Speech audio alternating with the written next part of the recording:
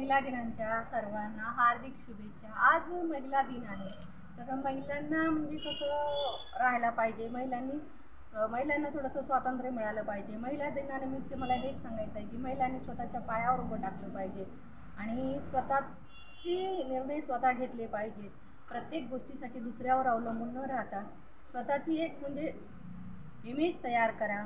प्रत्येक वेळेला लहानपणी आईवडिलावर अवलंबून राहायचं, तरुणपणी नवऱ्यावर अवलंबून राहायचं, म्हातारपणी मुलावर अवलंबून राहायचं। ह्या सगळ्या गोष्टी ज्या होत्या त्या जुन्या होत्या आणि कसं आहे की आताचं युग हे नवीन आहे। आजकाल कुणावरही विश्वास ठेवता येत नाही आणि कुणावरही अवलंबून राहता येत नाही।